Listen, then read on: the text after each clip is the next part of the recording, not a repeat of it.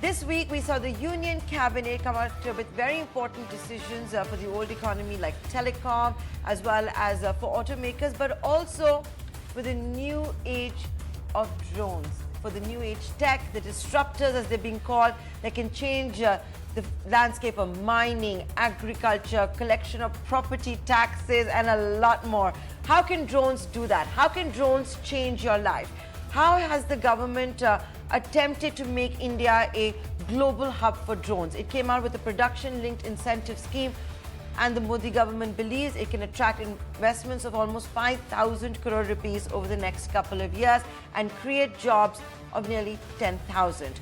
So I'm going to be in conversation with one of the authors of the PLI scheme, as well as the rules for drones that are coming out. I'm being joined by the Joint Secretary from the Union Ministry of Civil Aviation, Amber Dubey. Also joining us today is the co-founder and CEO of IdeaForge, which is India's largest drone company. They started taking the risk and being in drones when many of us didn't even know what that was. Gentlemen, welcome to this edition of Startup Central. Mr. Dubey, I'll come to you first.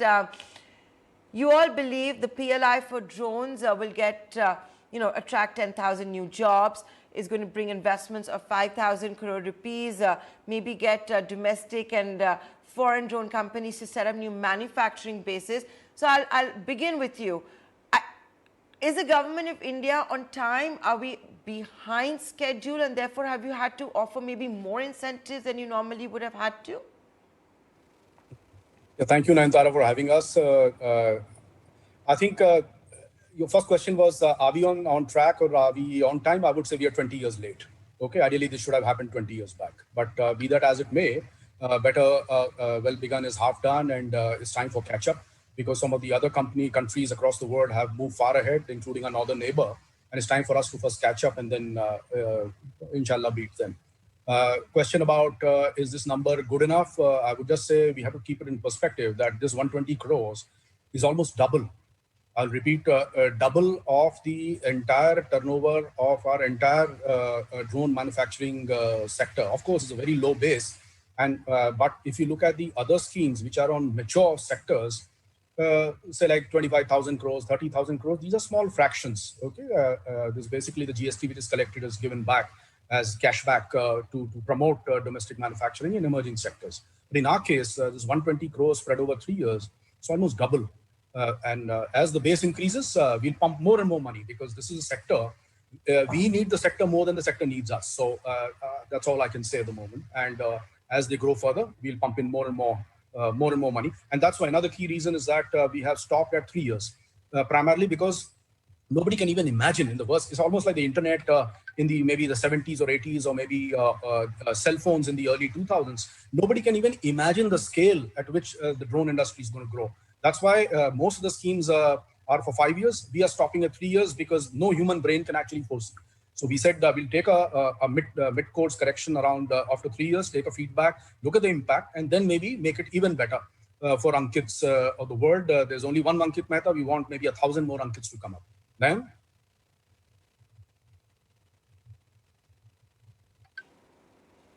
Okay, so we are 20 years late. The government does realize that, which also is so important, right? Just to know that.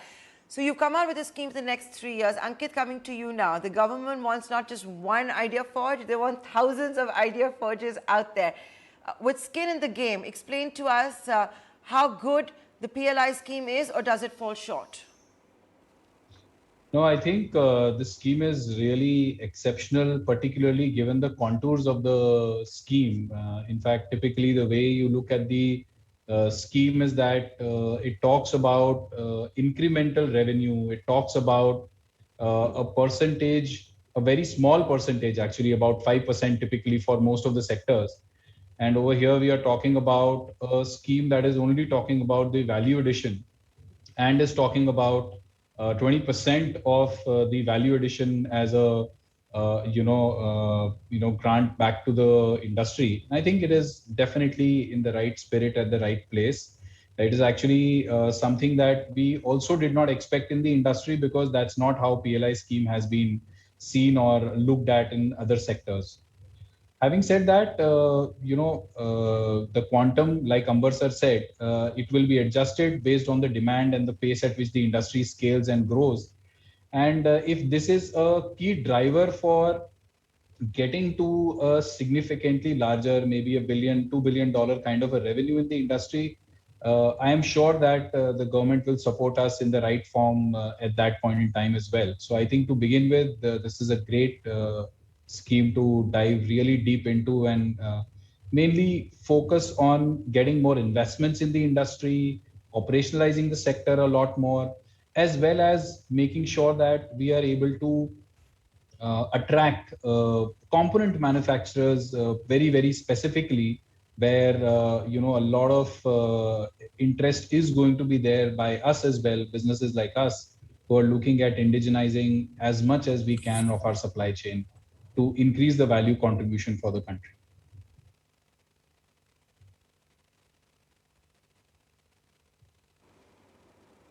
Okay. Nayantara. Amber Dubey, one thing we wanted to understand was also where does the government see the use of drones? If you go on your Twitter handle, you're talking about everything from mining to property tax collections to essential medicine delivery and healthcare infrastructure development. And you've said we're 20 years late. Now, realistically, over the next year or 2 years, where will we see drones really being used? And that's the easiest question to answer from a veteran journalist like you. I would say, tell me a sector where it will not be used. Okay, that's the easiest answer. And on a serious note, our main focus is on the remote and the inaccessible areas. We are not too keen at the ministry level on pizza delivery. For that, we have thousands of young Indians ready to deliver in the shortest possible time. Our main focus is in the remote areas. As you rightly mentioned, agriculture, precision agriculture, spraying, which a farmer today puts on that backpack. I mean, it's very emotional. You put on a backpack, he has skin issues, the breathing troubles, eyes get infected. For doing what? To create food which you and I will eat probably tonight in our dinner. So drones can take all that away. 100 feet away, he'll spray his son or daughter, or he himself will learn. It's such an easy thing to handle. He doesn't need to get an Ankit or an Amber from a big city to come and help him out. So that's just agriculture. Then there's precision agriculture, which is like, just take a photograph and those through artificial intelligence, they can break the green into millions of hues of green and actually give very specific crop monitoring or a crop yield improvement advice, saying yahan par urea badha dijiye, yahan par you need a little more NPK or put gobar ki khad or whatever, or this pesticide or that pesticide. So just by analyzing the color of the stem, the leaf, the size of the seed, size of the flower, I mean, over a period of 3 or 4 harvest cycles, as we work between the drone companies, the AI people, and the agricultural experts, we can create magic out there and increase farm incomes by a significant extent at a very, very low cost, because drone technology comes at a very low cost. This is just this. And then mining. I was told that Coal India and a couple of other places, they would actually shut down mining for several days every quarter for doing an audit of the coal stocks or the ore stocks.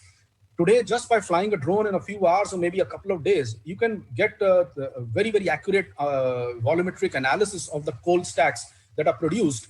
And just 10 days or 15 days in a quarter of extra production, you can imagine what we're talking about. They're just 2 use cases. I mean, I can just go on and on. Let's move on to the next question.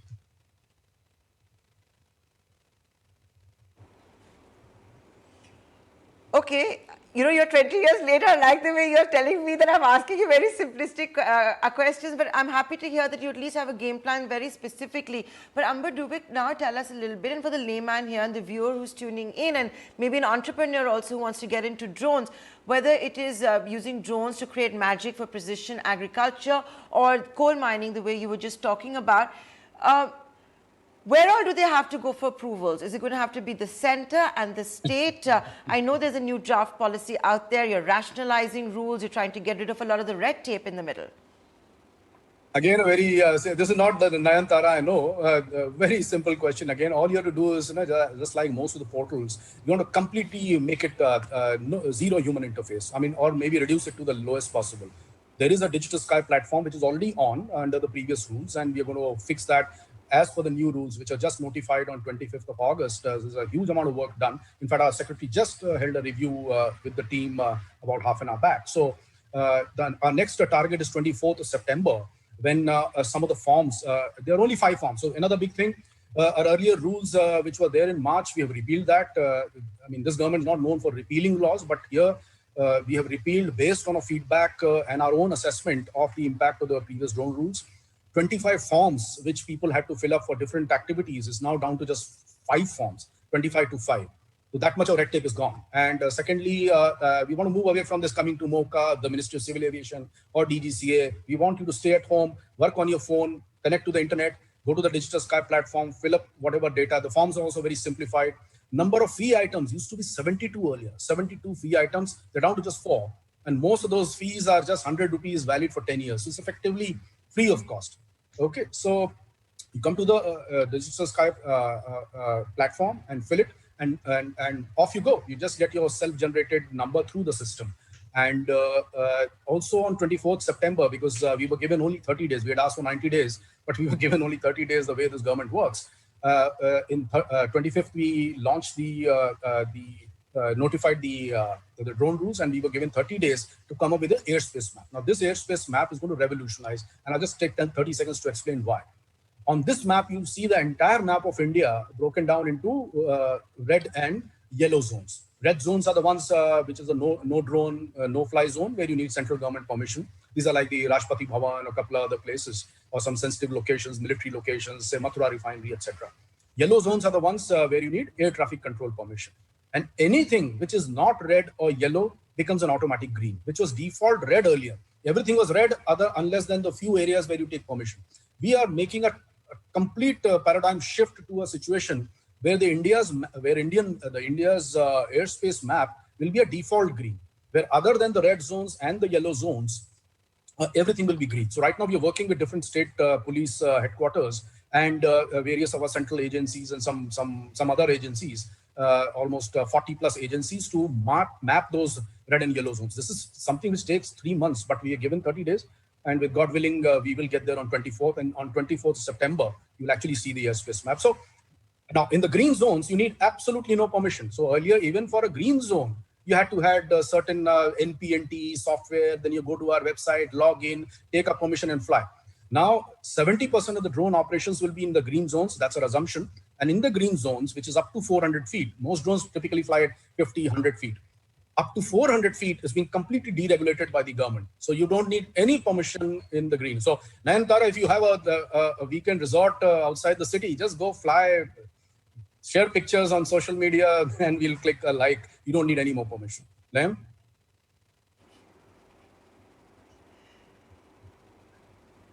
So even for civilian use and all of that, no permissions that are going to be needed, like you said, photographs for social media, etc. And yes, and yes.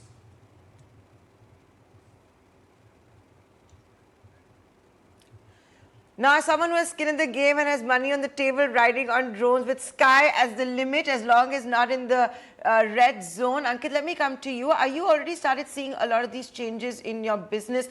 And what is it doing for startups like yours, companies like yours? Are you revving up investments? Are you looking at new areas?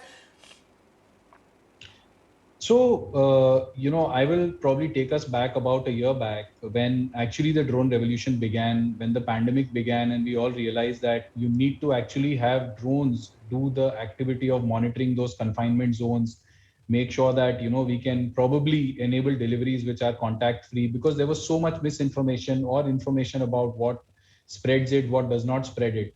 So that's how, it started. And then government announced the Swamitwa scheme, which is again a landmark scheme where we are looking to map all the 660,000 villages in the country using drones. Then we had trouble at our borders. And then we also had the famous war that Azerbaijan won over Armenia because of the power of drones. When such things happen, a technology which was languishing around as a good to have technology, and really, my neighbor needs it, I don't need it kind of technology has moved from a good to have to a must have. And in that environment, when the new rules at the beginning of the year came, I think everybody realized that something has gone amiss, and the government has acted very fast and has changed the rules. Now, in terms of operationalizing, the government had already started giving exemptions to a lot of operations. We had exemptions for police operations for the lockdowns. We had exemptions for Swamitva. We had exemptions for locust. We had exemptions for spraying. So a lot of exemptions that started coming in. So the industry, I would say, has started to take off since last year. And the rules are finally, you can say, the last nail in the coffin for actually making it less stressful, both on the government and on the entrepreneurs to operate in those green zones in areas which are far enough away to not be a big bother about safety and also of security of the country. So I think definitely this is in continuation to what we were seeing offline. It has now come online in that one sense and is now formal as far as the country is concerned. So I see these rules as a reflection of that, of what was happening since last a year or so. And I think that from now on, the investments in the space will go up significantly because the rules are so simple. They've opened up such a large area in the country, and we'll see how large in the end it ends up being when the maps get released. But the expectation is that given the description, it's going to be fairly large. And that is what is going to drive everyone to look at consumption in India for this technology, as well as, of course, with the PLI scheme coming in, you are looking at making sure that you can produce here. There is more incentive to produce here as well. And that incentive is what's going to get components as well as drone manufacturers probably to come and build for not just the use cases in India, but for the rest of the world as well. So that's, I think, the spirit with which we are going to take it. And we are expecting that the market is going to react in this fashion. In fact, just the draft rules announcement and some of the other announcements that happen in parallel, we've Right. seen investments at the early stage happen in this industry over the last few months as well. Correct. I take your point. And now we know the next date to watch out for is exactly a week from now, Friday, September 24th. We are running out of time, but something else, Amber Dubey, I would like to ask you. The press release had also spoken about having a cargo corridor for drones and drone deliveries. Can you tell us a bit about that? What exactly is that and how is it going to work? Good question. What is going to happen is that, see, we already have these beyond visual line of sight, as we call them, BVLOS, beyond visual line of sight. That's the future, because just doing it within a visual range of 100, 200 or 500 meters is not going to really use the potential of the drones. We need it for cargo deliveries, especially in our remote and mountainous regions, far to reach, where getting a COVID vaccine or a blood sample across the hill might take just about 15-20 minutes by a drone, but may take several hours to get there. And this could actually save life, and an entire family can be saved from devastation just because the medicine didn't reach on time. So on medical deliveries, we see a huge potential. Number two is the post-harvest transportation of goods. So post-harvest, we see almost 35 to 40%, I'm told, of food produced gets wasted. Because they can't reach the regional center, especially in the Uttarakhand hill areas like Jammu Kashmir, Uttarakhand, Himachal, northeastern states, etc. Again, that's another place where these heavy drones. Now we are talking about heavy drones. The drones that we typically see on our screens are typically those 2 kg, 5 kg, 10 kgs. We are talking now of 100, 200, and 300 kgs. And if you notice in the drone rules, we have actually increased the application of the rules from 300 kilos to 500 kilos. This also includes drone taxis, which will actually take human beings one day. And this 500 can easily become 1,000 or 2,000 as the regulator gets more and more confidence about the safe movement of these ones. Now you can come to the drone corridor. So the BVLOS experiments, we had selected 20 consortia.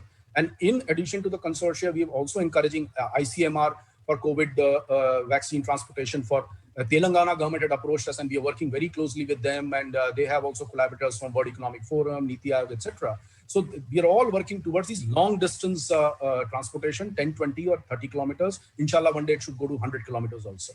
Now, when these drones move here, let's not forget that in the same airspace, there are also helicopters. There are military aircraft, low-flying military aircraft. Some of those are not known in advance, okay? And then there are also manned flights, the regular Indigo, Air India, SpiceJet kind of flights. Now, all these will get cluttered in the skies, and they need to be, just like you have roads. You can't just take your car on any road or any side of the road, not stop at red lights. So just like if I take the simile of a road and red lights and zebra lines and lanes in a road, we'll have to, just like an Indigo plane, when an Indigo plane moves from Delhi to Mumbai, it moves in corridors. They have clearly defined corridors, and you can't bypass that. The same thing will have to be done in case of unmanned aircraft like drones also. Right?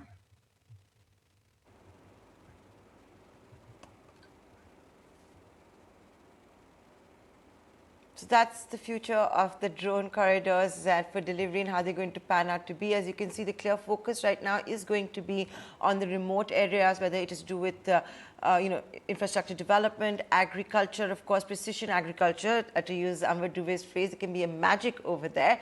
We're completely out of time. Gentlemen, thank you so much for joining us today. And here's an open invitation to be back here exactly a week from now on September 24th, once we see the rules operationalized and that revolutionary sky map.